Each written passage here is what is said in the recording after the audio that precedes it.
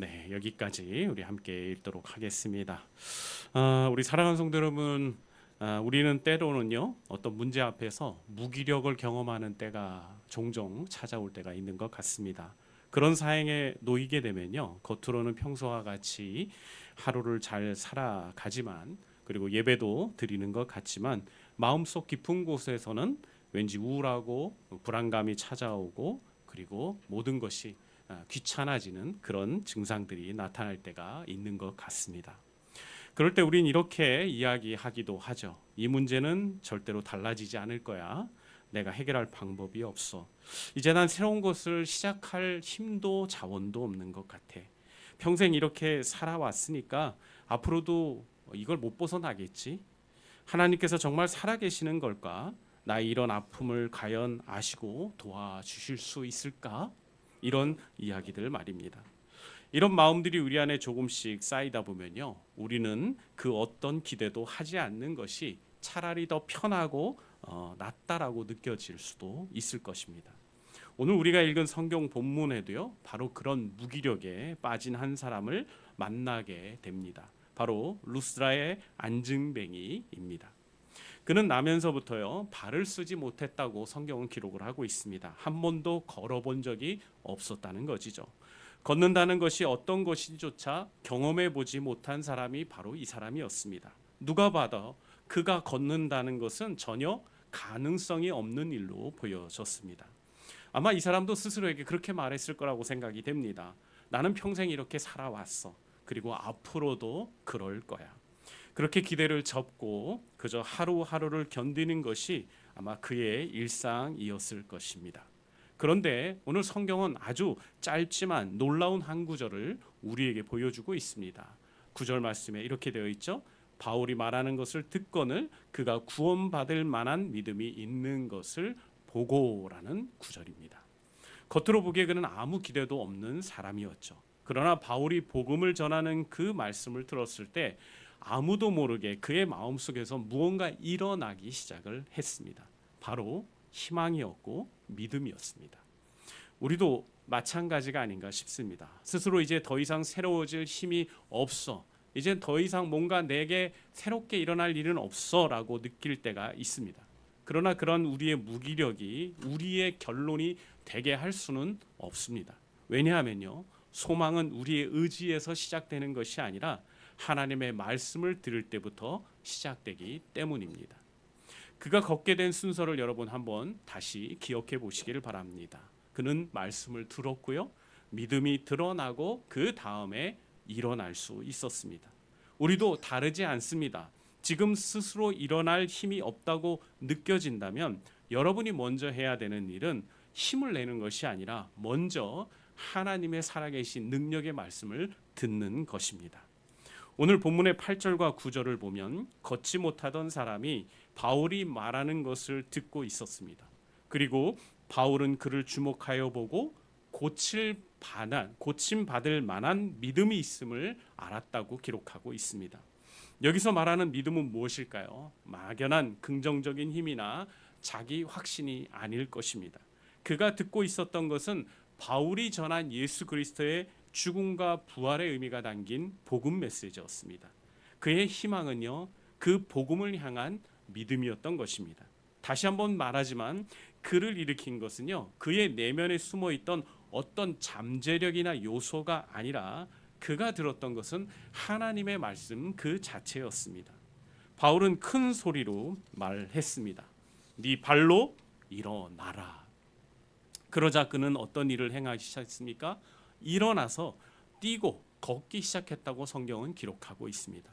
하나님께서는 이 치유를 통해 바울이 전하는 복음이 참되다는 사실을 우리에게 확증해 주셨고, 또한 살아계신 하나님의 능력이 인간의 절망과 무기력보다 훨씬 더 크다는 것을 나타내 주고 계신 것입니다. 그는 평생 여러분이 아시다시피 걸어본 적이 없었던 사람입니다. 자신의 경험만 붙들었다면 그는 일어날 이유가 전혀 없습니다. 지금까지 안 되었으니까 앞으로도 안 될 것이라고 생각하는 것이 오히려 그에겐 더 자연스러운 것입니다. 그러나 오늘 본문은 그가 자신의 각오보다 지금 들려오는 하나님의 말씀을 신뢰하고 그가 믿었다고 이야기하고 있습니다. 이것이 바로 일어남의 출발점이 되었던 것입니다.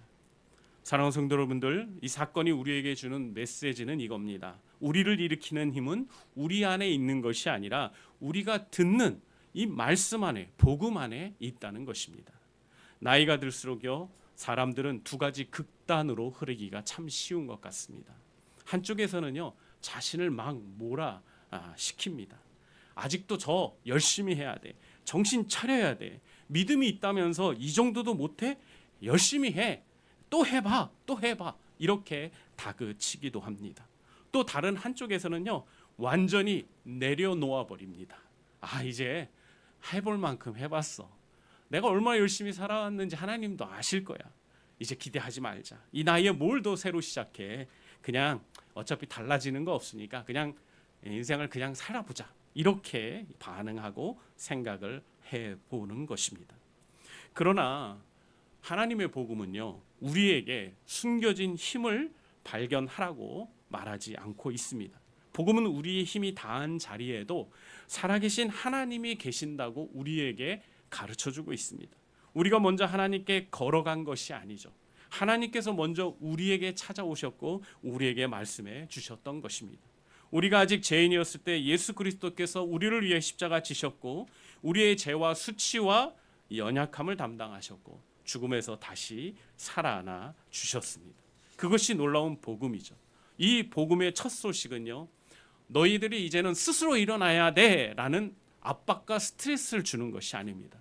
그리스도께서 우리를 일으킬 수 있는 새 힘이 되셨다, 생명이 되셨다는 소식을 전해주고 있는 것입니다. 오늘 모든 문제가 우리 인생에서 단번에 해결되지 않을 수 있습니다.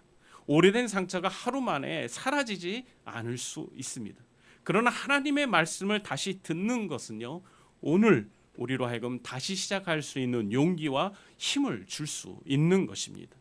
포기했던 기도를 우리로 하여금 다시 시작하게 할 수도 있고요, 혼자 견디던 마음을 믿을 만한 사람과 함께 나눌 수 있는 그런 새로운 시작을 우리에게 열어가기도 합니다. 무엇보다도 우리로 하여금 다시 예배의 자리로 다시 나올 수 있도록 이끄는 것이 바로 하나님의 말씀과 복음의 능력인 것입니다.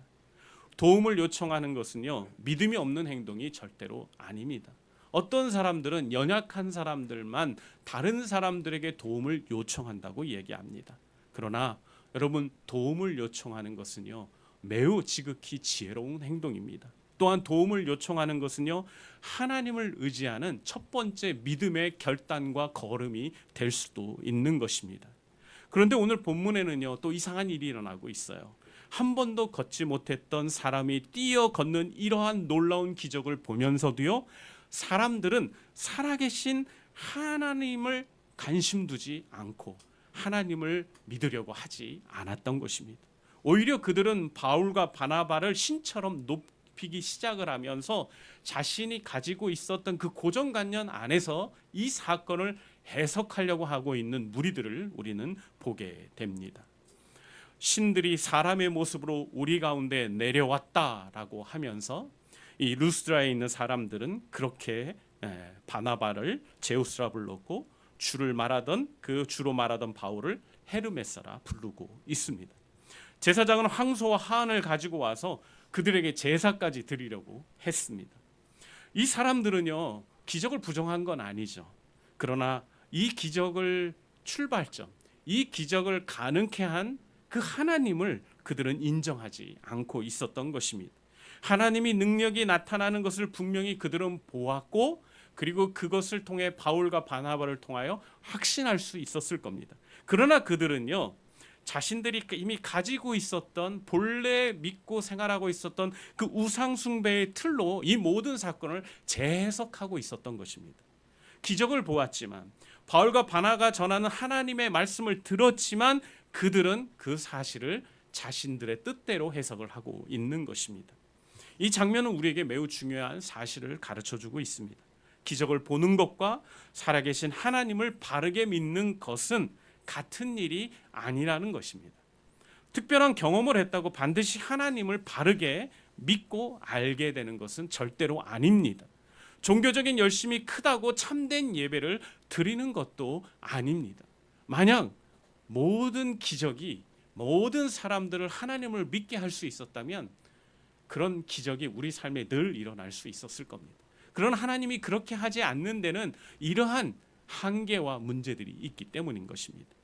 바울과 바나바는요, 자신들에게 제사하려는 그런 사람들의 모습을 보고 어떻게 반응했습니까? 자신의 옷을 찢으며 무리 가운데로 들어가서 외쳤습니다. 여러분, 이러면 안 됩니다. 우리는 여러분과 같은 사람일 뿐입니다. 바울과 바나바는 자신들이 아무런 가치가 없다고 지금 말하고 있는 것이 아닙니다. 자신들은 예배를 받을 만한 존재가 아니라고 말하고 있는 거죠. 그들은 하나님의 능력이 나타나는 통로일 뿐이지 그들이 능력의 근원은 아니라는 사실을 이 루스라 백성들에게 가르쳐주고 있는 것입니다. 참된 복음의 일꾼은요, 사람들의 시선을 자신에게 묶어두지 않습니다. 도리어 할 수만 있으면 그 시선을 살아계신 하나님께로 돌리려고 노력을 하게 됩니다. 오늘날에도요, 우리는 사람을 하나님의 자리에 올려놓는 그런 실수를 참 많이 하게 됩니다. 내가 존경하는 사람들, 정말 능력 있어 보이는 사람들을 보면요, 우리는 그 사람들을 신처럼 떠받들게 되고 마치 절대적인 나에게 있어 영향력을 가지고 있는 사람들처럼 인정하고 그들을 따르는 그런 실수를 우리가 많이 하게 됩니다. 여러분, 그런데 그런 일들이 얼마나 영적으로 우매한 일입니까? 여러분, 하나님은요, 오로지 하나님만이 우리의 왕이 되어 주실 수 있는 분이십니다. 우리 삶의 모든 것의 주인이 되시는 분은 하나님이십니다. 그런데 우리가 어떻게 사람을 하나님과 같은 자리에 놓을 수 있겠습니까? 특별히 여러분 기억해 주십시오. 좋은 것이 나쁜 것이어서 우상이 되는 게 아니에요. 좋은 것이 하나님보다 커질 때 우상이 되는 것입니다. 바울은 무리에게 말하고 있습니다. 이 헛된 일을 버리고 살아계신 하나님께 돌아오십시오. 여기에 회개의 두 방향이 있다는 것 여러분 아실 겁니다. 헛된 것에서 떠나는 것과 살아계신 하나님께로 돌아가는 것입니다. 회개는 나쁜 행동 몇 가지를 고치는 것이 아니라 예배의 방향을, 우리의 삶의 방향을 완전히 바꾸는 것을 이야기하는 것입니다. 그런데 바울은 하나님을 오늘 어떻게 설명하고 있을까요? 하늘과 땅과 바다와 그 가운데 있는 모든 것을 지으신 창조주 하나님, 하늘에서 비를 내리시고 결실의 계절을 주시며 먹을 것과 마음의 기쁨을 주시는 하나님을 전하고 있습니다. 누스라 사람들은 하나님을 알지 못했지만 하나님의 은혜 없이는 하루도 살 수 없는 존재들이었던 것입니다. 그들이 먹은 곡식은 하나님께서 주신 비로 자라고 있었습니다. 그들은 선물을 누렸지만 그 선물을 주고 계시는 분을 그들은 알지 못했던 것입니다. 오늘 우리도 마찬가지죠. 우리가 숨을 쉬는 것, 오늘 이 예배당까지 걸어올 수 있었던 것, 함께 창송할 수 있었던 것, 자녀들과 손주들의 안부를 들을 수 있는 것까지도 당연한 것이 아닙니다. 우리는 너무 쉽게 선물에 익숙해지고 너무나 그걸 당연한 것으로 받아들이고 있어서 우리에게 이러한 놀라운 선물을 주신 하나님을 종종 잃어버리고 있는 것입니다. 우리는 하나님께서 주시는 것을 원하시면 하나님 자신은 원하지 않을 수도 있습니다. 평안은 원하지만 순종은 원하지 않을 수 있습니다. 위로는 원하지만 우리는 회개는 원하지 않을 수도 있죠. 그런데 우리는 자신의 힘으로 마음의 우상을 완전히 제거할 수 없는 연약함도 가지고 있습니다. 하나를 내려놓으면 또 다른 것이 그 자리를 차지하기 때문이죠. 그래서 우리에게는 더 강한 결심이 아니라 우리에게 매일매일 우리에게 묵상되는 예수 그리스도의 복음이 필요한 것입니다. 예수님께서는 하나님의 자리를 빼앗고 자기의 영광을 추구했던 우리를 십자가에서 제 피 흘리심으로 말미암아 구원해 주셨습니다. 우상을 버릴 힘은 우상이 나쁘다는 사실을 반복해서 듣는 것만으로 생기지 않는 것 같습니다. 우상보다 더 크고 아름다우신 그리스도를 우리가 바라보고 믿고 의지할 때 그러한 마음들이 생겨나는 것 같습니다. 우리의 복음적 회개는요, 소중한 것을 빼앗기는 슬픔으로 끝나지 않습니다. 살아계신 하나님을 다시 얻는 기쁨으로 우리는 얻을 수 있습니다. 사랑하는 성도 여러분들, 마음속으로 이 문장을 한번 완성해 보시면 좋겠습니다. 이것이 없으면 나는 행복할 수 없다 할 때, 이것은 여러분에게 무엇입니까? 이것이 무너지면 내 인생도 끝난다 할 때, 여러분 이것은 무엇입니까? 건강일까요? 아니면 돈인가요? 아니면 자녀인가요? 아니면 여러분이 지금까지 쌓아왔던 모든 세월의 수고들인가요? 그것을 원하는 마음 자체를 무조건 정죄할 필요는 없겠죠. 그러나 하나님은 우리의 필요와 소원을 아시고, 그리고 하나님은 그 모든 것들을 채우실 수 있는 능력을 가지고 계신 분이십니다. 그런데 만약 그 중요한 자리를 하나님이 아닌 다른 존재들로 우리가 의지하고 채우고 있다면요, 여러분, 우리는 그런 하나님의 은혜를 경험할 수가 없는 것입니다. 주님, 저는 이거를 간절히 원합니다. 그러나 이것이 주님의 자리를 차지하지 않게 해 주십시오. 선물보다 선물을 주시는 주님을 더 신뢰하게 해 주십시오라는 기도를 드릴 때, 여러분, 우리는 우상을 멀리하고 우리 안에 있는 우상을 제거하고 온전히 하나님을 의지할 수 있게 되는 것입니다. 바울과 바나바는요, 사람들의 잘못된 예배를 겨우 막을 수 있었습니다. 그런데 잠시 후 훨씬 더 충격적인 일이 오늘 성경에 벌어지고 있는 것을 보게 됩니다. 자신들을 존경하고 따르겠다고 고백하고 당신이 바로 신이라고 주장하고 고백했던 이 사람들이요, 이제는 바울과 바나바를 향하여 돌을 들기 시작하고 있습니다. 안디옥과 이고니온에서 찾아온 유대인들이 이 루스라에 있는 사람들을 방문해서 그들을 이야기하고 설득해서 이 무리를 통해서 바울을 돌로 치기 시작을 했습니다. 사람들인 바울이 죽은 줄로 생각하고 성 밖으로 끌어낼 정도였다라고 이야기하고 있습니다. 그러니 그 돌팔매질이 얼마나 심각하고 얼마나 그 강도가 강했는지 여러분 잘 알 수 있을 것입니다. 조금 전까지만 해도 사람들은 바울과 바나바를 향하여 자인들이 믿고 따르던 신이라고 불렀습니다.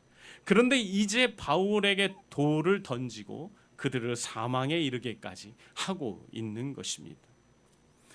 누가는 인간의 평가가 얼마나 불안정한지를 우리에게 잠깐 교훈하고 있습니다. 오늘 우리를 높이는 사람이 내일 우리를 비난할 수 있다고도 이야기해주고 있습니다.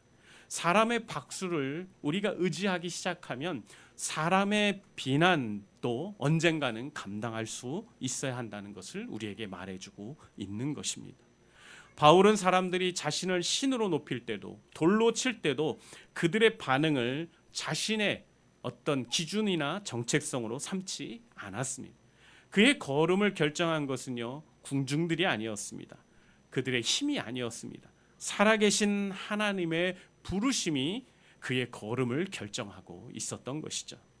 그러나 우리는 바울의 상처를 가볍게 다루어서는 안 되겠죠. 바울은 단지 기분이 상한 것이 아니었습니다. 사람들이 죽었다고 생각할 만큼 바울은 심각하게 돌로 맞았습니다. 그리고 제정신을 잃었죠. 그러므로 여러분, 이 본문을 가지고 우리가 이렇게 적용해 볼 수도 있습니다. 때때로 우리 주변에 상처받은 사람들을 향해서 우리가 이렇게 잘못 권면할 수 있거든요.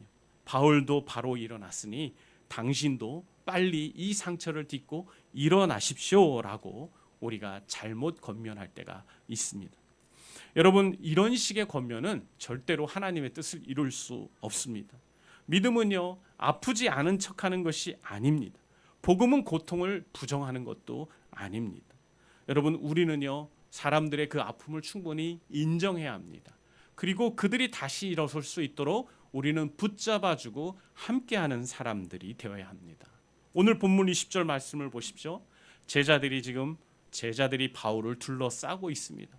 바울이 그런 돌팔매질을 당했다는 그 사실을 듣고 제자들이 하나둘씩 모이기 시작했던 것이죠. 그런데 참 놀랍죠. 그때 바울은 일어났고 그리고 성 안으로 들어갔다고 성경은 말해주고 있습니다. 본문은 제자들이 무엇을 함께 바울과 하면서 무엇을 했는지 자세히 설명은 하지는 않습니다. 그러나 분명한 것은 바울 곁에 그들이 함께 있었다는 것입니다. 하나님은요, 때로 특별한 능력으로 사람을 일으키기도 하십니다.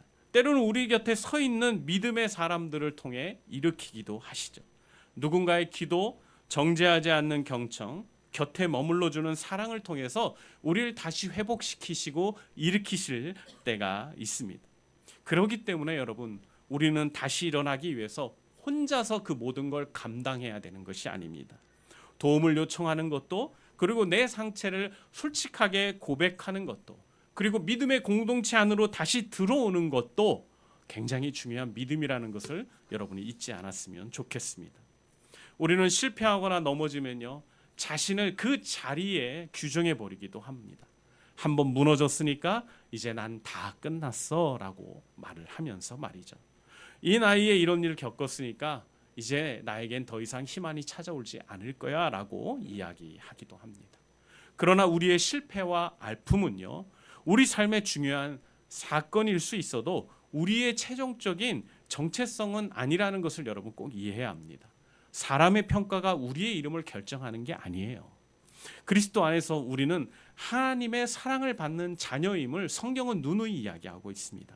십자가에서 이미 값을 치르고 사신 사람들, 하나님의 것이 소유물이 된 존재가 바로 우리들입니다. 그러기에 우리는 그분 안에서 우리의 정체성과 우리 자신을 규정할 필요가 있는 것입니다. 때때로 다시 걷는다는 것은요, 반드시 큰 일을 시작하는 것은 또한 아닙니다. 믿을 수 있는 한 사람에게 지금의 마음을 알리는 것만으로도 여러분이 할 수 있는 최선의 걸음이 될 수도 있습니다. 포기했던 짧은 기도를 다시 하나님 앞에 올려드리기로 시작하는 것이 바로 여러분이 할 수 있는 가장 멋진 한 걸음이 될 수도 있는 것입니다. 또한 예배의 자리에 다시 앉는 것, 오래 미뤄둔 화해 연락을 보내는 것 또한 여러분이 할 수 있는, 또 하나님이 기뻐할 수 있는 한 걸음이 될 수 있는 것입니다. 이제 여러분 말씀 마치길 원합니다. 오늘 본문에는요, 두 번의 일어남이 있었던 것을 기억해 보시길 바랍니다. 한 번도 걸어본 적이 없었던 사람이, 그 안진병이었던 그 사람이 오늘 복음을 듣고 놀랍게 일어났습니다. 그리고 복음을 전하다 돌에 맞아 쓰러진 바울도 다시 일어났습니다. 이 두 사건 사이에서 바울은 사람들에게 외치고 있습니다. 헛된 것을 버리고 살아계신 하나님께 돌아오라. 헛된 것을 버리고 살아계신 하나님께 돌아오라. 여러분, 하나님은요, 무기력에 빠져 있는 사람들을 다시금 일으키시는 하나님이십니다. 하나님은 잘못된 예배에서 우리를 돌이키시는 하나님이십니다. 하나님은 쓰러진 증인을 다시 걷게 하시는 하나님이시고, 새롭게 그 길을 다시 걷도록 불러주시는 하나님이십니다. 오늘 우리 자신에게 세 가지 질문을 여러분 던져보기를 원합니다. 나는 지금 어느 자리에 주저앉아 있습니까? 너무 오래 기도해서 이제는 기대하지 않고 있는 문제는 무엇입니까? 그리고 나는 무엇을 하나님보다 더 의지하고 있습니까? 마지막으로요, 이번 주에 내가 다시 시작해야 할 믿음의 걸음은 어떤 걸음입니까? 여러분, 모든 것을 한꺼번에 해결하려고 하지 마십시오. 우린 천천히 해도 됩니다. 큰 결심으로 자신을 몰아세우려고도 하지 마십시오. 하나님을 의지하는 것이 중요합니다. 그리고 하나님을 의지하면서 가능한 한 걸음, 한 스텝을 여러분이 정하고 걸어가 보시기를 바랍니다. 우리의 소망은요, 나는 다시는 쓰러지지 않을 것이다라고 하는 자신감에 있지 않습니다. 우리의 소망은 이것입니다. 내가 다시 쓰러질 수 있어도 살아계신 하나님께서 나를 결코 버리지 않으신다는 거죠. 하나님은 끝까지 나를 포기하지 않으시고 나를 다시 일으켜 세워 주실 것입니다. 그러니 여러분, 주님을 더 많이 의지하고 주님을 더 붙드시는 저와 여러분이 되기를 바랍니다. 우리를 일으키는 것, 다시 한번 이야기합니다. 사람들의 인정이나 박수가 아니에요. 우리를 다시 걷게 하고 다시 한번 하나님이 우리가 있어야 할 그 자리로 돌아서게 하는 것은 모든 죽음을 이기신 예수 그리스도와 끝까지 우리를 붙드시는 살아계신 하나님의 은혜입니다. 그 은혜를 붙들고 이번 한 주간도 여러분 승리하고 믿음의 경주를 계속해서 걸어가는 저와 여러분이 되기를 주님의 이름으로 축복합니다. 기도하겠습니다. 아버지 하나님, 오늘 또 다시 우리를 회복시키시고 다시 일어나게 하심을 감사합니다. 우리가 생각지도 못한 영적인 무기력증에 빠져서 우리 스스로가 한계를 만들어 놓고 더 이상 움직이지 않았던 영역이 무엇입니까? 우리의 삶에 주님이 가장 귀하고 주님이 나의 주인이라고 고백은 하면서 정작 우리의 삶에서는 하나님보다 더 귀하고 여기고 더 귀중하게 여겼던 것은 무엇입니까? 하나님, 우리가 다시 한번 주님과 함께 걷기 원합니다. 다시 한번 주님의 십자가를 바라보면서 주님이 우리에게 맡겨주신 그 믿음의 경주를 감당해 가기를 원합니다. 혹시라도 우리들 가운데 영적인 무기력증에 빠져서 자신의 삶을 한탄하고 자신의 인생을 낭비하고 있는 사람들이 있다면 오늘 이 말씀이 그들에게 새 힘이 되게 하여 주시고 다시 한번 주님이 기뻐하는 그런 삶을 위하여 자신을 도전하고 함께 믿음의 공동체와 성도들과 함께 이 믿음의 길을 걸어갈 수 있는 용기와 지혜를 허락하여 주시옵소서. 하나님께서 우리 성도들에게 그런 은혜를 주실 것을 믿으며 우리 주 예수 그리스도 이름으로 기도합니다. 아멘. 우리 이 시간에